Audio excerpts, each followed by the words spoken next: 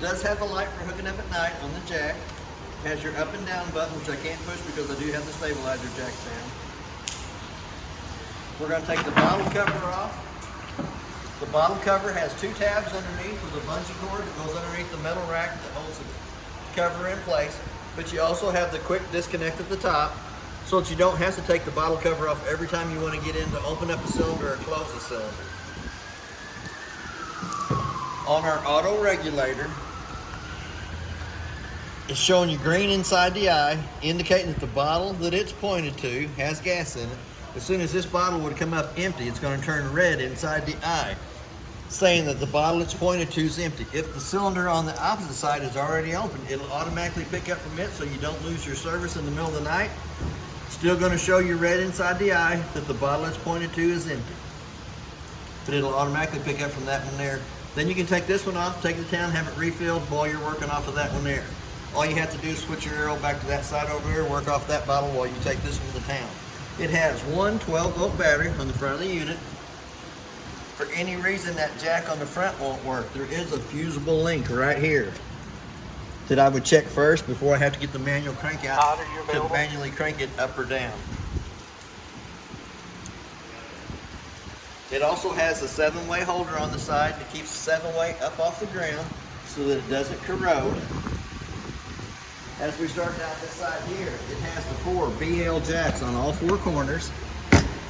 There is a manual crank handle for cranking those up and down. In this compartment, we also have our battery disconnect. The battery disconnect's used for when you're not using the vehicle. You can turn it to the off position and it will save all the 12 volt that's in the battery for the next time you come to the unit. All you have to do is turn the battery disconnect back on and it'll have the same amount of voltage in the battery that it had in it whenever you dropped it off. Then you have a freshwater tank fill that fills the tank, and then you have your city water connect that you can hook to with a water hose and a regulator and never have to fill the tank, work right off the water pressure going to that hose.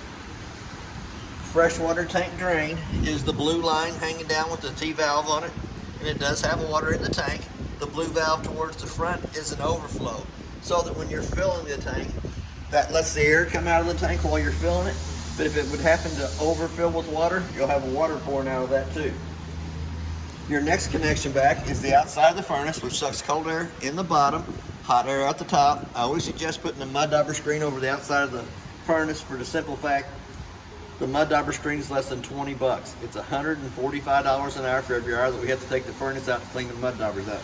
So that's a very wise investment. We also have our 2 low water drain points. The blue side is the cold side of the water system. The red is the hot side of the water system. Lug nuts on the trailer has been torqued at 100 foot-pounds. It's what's recommended on the side. The tires are air ducted pressure, which is 65 pounds on the side of the tire cold. We also have an outside shower here in the back, right behind the axle, that gives you hot, cold running water to this side of the unit. We also have a black tank flush that you can hook to with a water hose and regulator. Excuse me, while you're dumping your holding tanks. Turn water pressure onto it, and it helps clean out the inside of the black tank only. It spins around on the inside, cleans more of the debris out. On our termination valves, the 3-inch valve in the back is for the toilet water. The 2-inch gray valve in the front does your kitchen sink, your bathroom sink, and your shower water. We do have a light back here at the back for hooking up at nighttime, hooking up your cord. We also have a cable hookup and a satellite hookup on the off-door side of the unit. So if you're at a park that has cable, you can hook their coax to your trailer and you'll have the same cable that they have at the park. Or if you buy the satellite dish that sits out beside the unit, hook it to this, and then you'll have the satellite channels that you can pick up at the park wherever you're at. Our second BL jack here in the back. It is prepped for a backup camera. Doesn't have the camera installed, but it is prepped for it. We also have a prep here in the back for a quick disconnect gas line. And we got a Parkland RV cover on your spare tire. The tire spare air pressure has not been torqued on, it's been put on with a wrench. Now we're going to show you how we can lay the back bunk down I can't reach the lock, but there is a gray key inside the trailer for that. We're going to pull this all the way around to the side. We're going to come back over to this side over here. We're going to do the same thing. We're going to lift up on it. Neither one of the locks were locked. And then we're going to just kind of walk backwards with it, letting it come down to us. Once we get to the inside and push the inside bunk out, we'll come back over and look at the corners. We're going to skip right by the door for right now. It does have the 2 speakers that has the blue lights in them whenever the awning lights are on. There is a place for a TV to be mounted here at the outside of the unit. There is a 110 plug-in to plug the TV into, and then this will work off the antenna or the part cable hookup. We'll also have a range hood in on the stove. For the range hood to work properly, the 2 little tabs have to be lifted out, allows the flapper to flap. Not that you burn anything, but if you wanted to bring smoke from the inside of the unit out, that's the way you would get it out. But when you travel back, you want to push those back in place so that it doesn't sit there and flap till it breaks out. It has a little 16th inch tab on either side of it. They can break off if it sits there and flaps in travel. We're going to go to the hot water heater next. Hot water heater is gas and electric. Electric switch is in the lower left-hand corner. Your gas switch is going to be on your monitor panel on the inside of the unit. You always want to make sure that you have water coming out of it before you turn on electric or gas. And it also has a drain plug here in the bottom that is 1 1/16" socket, takes it in and out. But it is also called an anode rod. An anode rod draws all the impurities out of the hot water heater to that rod, eats that rod up instead of eating up the inside of the tank. But that is where you'll drain the hot water heater for in-between trips and for winterizing purposes. We're going to come back to the front compartment. It does have a magnet that holds it up into place. It does have a light on this side here, but it has storage that way and that way. Now we're going to go back to the front door. We're going to move the grab handle away from the door that holds it in place. It's already unlocked, so we're going to unlock the door, open it wide open. The little blue handle on the left-hand side loosens the steps from the door frame. Little push button underneath each one of the legs. There's 15 to 18 slots in the legs for adjustment. The main thing with the steps is, once it comes out, it has to lay flat in the threshold so that the door fits over the top of it properly without dragging. To achieve that, you push the little button underneath the legs and adjust those accordingly so that it lays flat in the threshold of the door. We're going to step up into the unit. It does have a working fire extinguisher on the left-hand side as we step in. We got our monitor panel. We might as well show you that next. On the battery, it's showing you fully charged. To get an accurate reading on the battery, you need to have the 110 line unplugged from the unit. Anytime the 110 line's plugged up, it's going to show you fully charged. Your freshwater tank showing that it has 1/3 of a tank left in it. Your black tank showing that it is empty. Your gray tank showing that it's empty. And it has 2 more gray tanks on it. Neither one of those tanks are on the unit.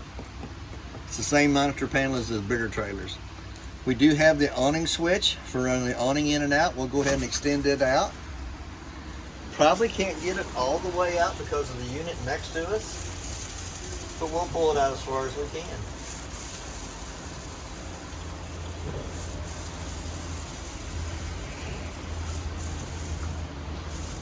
I'm gonna call that good. Each one of the arms has a pinch point at the very bottom arm that you can pull down against. That puts the pitch of the rain coming to that corner. The front arm has the same one on it, in case you wanted to pull it away from the door. So we'll come back down to that switch and we're going to retract it, let it run back up. And if you notice that canvas going up, the canvas is always on the top of the tube.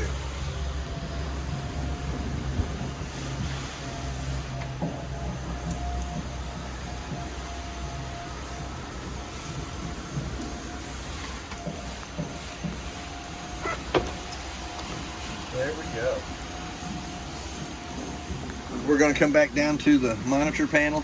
The first red button on the left-hand side turns the water pump on between the faucets and the freshwater tank.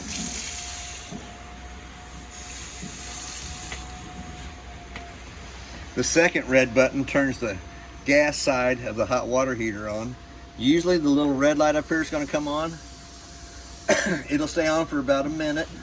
Once it's on for a minute, it goes off. Then the hot water heater will go through 3 lighting cycles to light on gas. For any reason it does not light in those 3 cycles, that little red light's going to come back on. It's still got hot water in it. The light switch here turns your LED lights on the sides of the awning arms and your blue lights inside the speakers. We're going to step right down below that. The very black button on the left-hand side turns the 3 sets of lights in the ceiling in the living and kitchen area on. We also have the 110 outlet that is protected by the GFCI outlet in the bathroom. We're going to go right here to the back, to the bunk.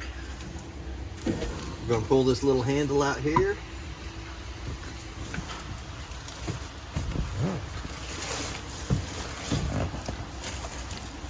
I want to set it down here to the side.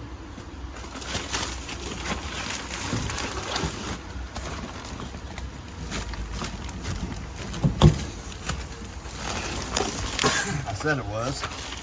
I'm going to pull the mattress out to the side so that I can get a hold of the push-out bar. Lift it up above the mattress. The little black plastic piece goes right next to where the screw is on the push-out rod. We're going to push it straight out, stretch it, come up to the first connection up here at the top. We do have a light for that side there. We also have a fan that plugs into the jack. Does have a fan on it, 2 speeds on the fan and a light. Can be mounted to the bar this way or this way. We'll let it hang there for a minute. We're going to flip the mattress over. The mattress has a connection on the side here so that it heats it up. This connection hooks into the mattress. Then it goes to the 110 outlet right here at the front of the unit so that you can have a heated mattress. I'm going to lay that right back up there. And it'll be in the shelf right above the bunk end. Same way with our fan and light. We'll lay that mattress down. For the canvas and screened ends on the bunk, for them to be watertight, the zippers have to be in the utmost corner, even on the exit. Because on the outside of the canvas, it has a little flap that hangs down below the zipper that keeps water from coming into the zipper. So that's why the zipper ends have to be at the highest point on each one of the bunk end screened in windows. We do have pretty good sized storage underneath the back there. We're going to step into the bathroom. The bathroom's the only one that has its own light switch that turns the light above us on. But we do have an air conditioner vent bringing AC into the bathroom area. We're going to pull down on this knob. We're going to crank that vent up. We're going to turn the fan on. Excuse me. The fan has 4 different speeds on it. It is actually for pulling the moisture out of the bathroom. One more, there we go, that's wide open. Also has a fan button that turns it off to the right hand side of that, so you can leave the vent open and not the fan on. We'll crank it back down to lock it in place. You can push up on the black knob, locks the lid in place. We're going to go to the toilet. The toilet has a single foot flush on the right hand side that you can push halfway down, fills with water. Do your little business, push all the way down, fills and dumps. There is an illustration on the back of the lid that shows that. I got a theory on that too. Twice as much water to the paperwork makes it drain easier. We're going to go to the shower. You have your hot water on your left side, your cold water on the right side. It's just a shower like you'd have at home. It does have a curtain that pulls around you. We're going to go back to the medicine cabinet. 2 shelves on it. You also have a toilet paper holder. It's already got the additional screws with it. Don't know if you're right-handed, left-handed, what side you want it on, but it'll be sitting in the medicine cabinet. We have a plug for the bathroom sink. Here again, we have our hot water on the left side, our cold water's on the right side. We do have a little bit of storage underneath the bathroom sink. We also have a brown bin on the floor that brings heat into the bathroom. Your air conditioner comes through the white vent in the ceiling. We do have a privacy door, so you don't have to leave the doorway opened up. We're going to come over to the thermostat. We're going to turn it on. Gives you your fan speed. There's low, there's high. We're going to go to the AC side of it. We're going to dial our temperature down for it. Hit one more time for the furnace. You'll dial your temperature up for it. Hit that mode button one more time and it says off in the lower left-hand corner. Since the furnace thinks it lit, it's going to go ahead and run anywhere from 5 to 7 minutes before it shuts off. So we're going to skip right past that for now. We're going to go into the refrigerator, freezer. The controls for it are on the right-hand side. Did get a new door put on the refrigerator this morning. Did have a dent right dead center in the middle of it that the bathroom door handle hit. We also have a travel lock that comes around, locks the doors in place. Brown vent on the back of the bench brings heat into the kitchen area. We do have a smoke detector that makes that annoying sound anytime it would get too smoky inside the unit. We also have our stereo, has an on and off button on it. We have zones 1, A, and B. We're going to turn A off, we're going to leave B on, and we're going to crank the temperature or volume up on it so you can hear the outside speakers.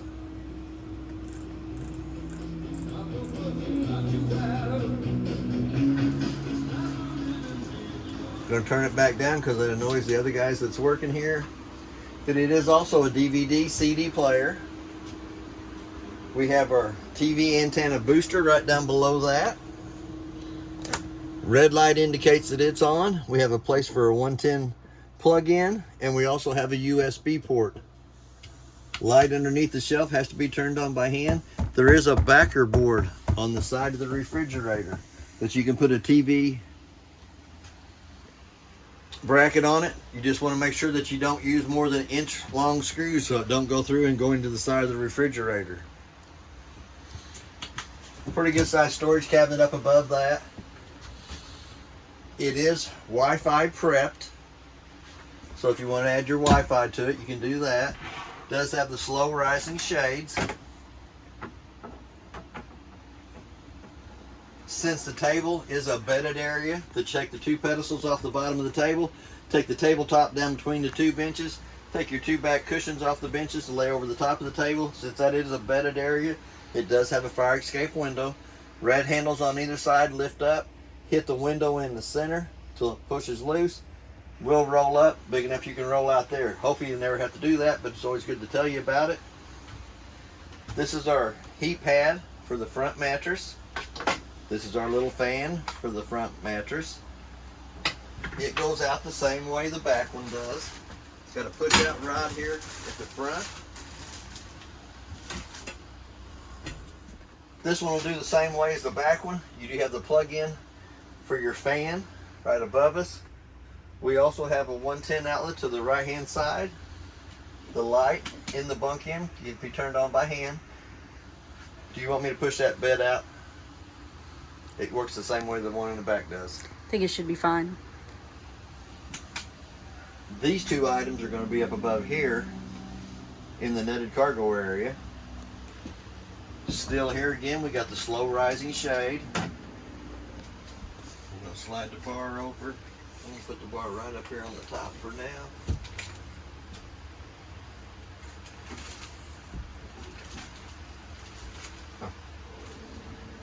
Does have a couch that'll fold down into another bed. Does have pretty good sized storage underneath it too, in the outside compartment that you can access through the little cubby hole here on the side. We have a carbon monoxide LP detector that's going to give you that little annoying sound. If you take the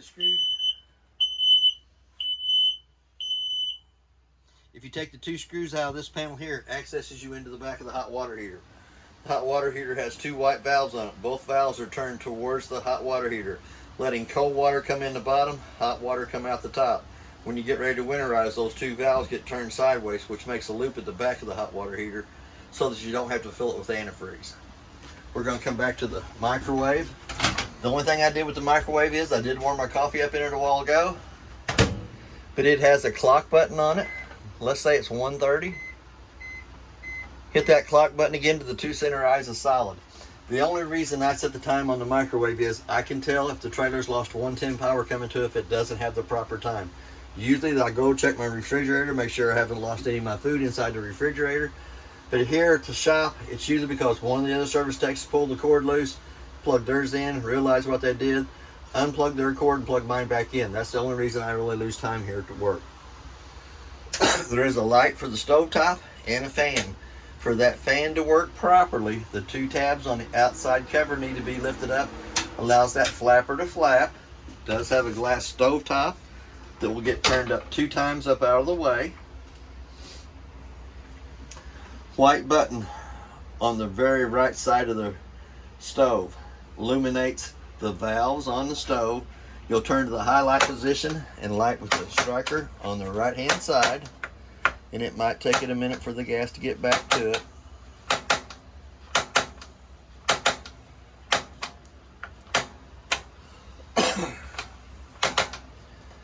All 3 burners on the top will light from the striker on the left hand side. We're going to turn it to where it says pilot on. We're going to open up the bottom using the same striker up on top.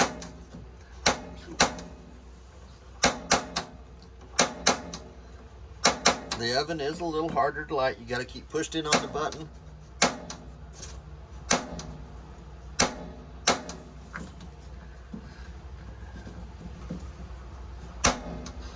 Get the pilot light lit. Let it run for just about a minute, which heats the thermocoupler right above it up. Once the thermocoupler comes up to temperature, you can turn it. Voila, the oven will light on its own. No more digging the long lighter or match out to light the ovens. So much better. So much better. So I'm going to go ahead and turn that right back off. I'm going to turn the light off to the stove top. We're going to go down into the breaker box. Breakers are all marked on the lid exactly what they are. All your car fuses at the top are marked on the lid exactly what they are, and they also tell you the amperage that they are. Does have pretty good sized cabinet space underneath the kitchen sink. 2 drawers. This will also tell you your 10 instructions of how to keep the tent stitching from leaking and how to keep it in the upright position on the zippers. Bottom one's got 2 extra screws in it. I think them screws come out from underneath the table here behind me. And then a pretty good sized little hole down at the bottom. We're going to go to the cabinet right above it. The most important piece of paper in the whole unit is the appliance information sheet. All the appliances are marked by the appliance, the brand name, model, and serial number. Anytime one of them goes out, the warranty guy is going to ask you for a model and serial number, so there's no having to take the stuff apart, take it out of the cabinets. You can come right to this sheet. You can tell who it was made by, model number, and serial number of all the appliances that's in the unit. We're going to come right back up to the 2 keys, 2 sets of keys. The purple key does the lock and deadbolt on the front door. The gray key does both your bunk ends and your 2 front compartments. And then the little black key on each one of them does the outside shower. All the rest of the paperwork that's in the unit is in the brown bag. And they give you a little, I guess this is for like a curtain for the bunk ends. A little piece of material for that. Yeah, I never did figure that out. If it's decorative to lay across the table or if it's for the curtain for the bunk ends. It kind of matches the decor on the walls on the inside. Still in all, that's your most important piece of paper. I'm gonna lay the 2 keys here by the door. The light above the kitchen sink has to be turned on by hand. Here again, you have your hot water on the left side, your cold water on the right side, and it does have a sprayer, so you can have a sprayer. And it also has the sink stopper inside the sink. Before you lay the glass stove top back down to the griddle, make sure it's cold to the touch of the hand. Keep it from shattering the tempered glass. These 2 screws that we found in the drawer actually come up to this drawer over here. We'll slide this up, and we'll slide that down. The piece of plywood underneath the seat covers the water pump. On the water pump, it has a 1 white valve on it that can be turned in line with the hose with a cap on the end of it for winterizing purposes. Take the cap off the end of the hose, stick it down the jug. Once you kick the pump on, it will suck antifreeze through all the water lines in the unit, opening the sinks up one at a time, hot side and cold.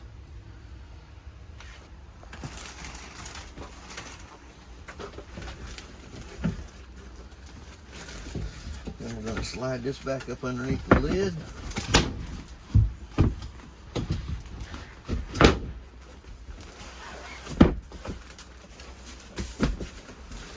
And Velcro the cushion back of the sink.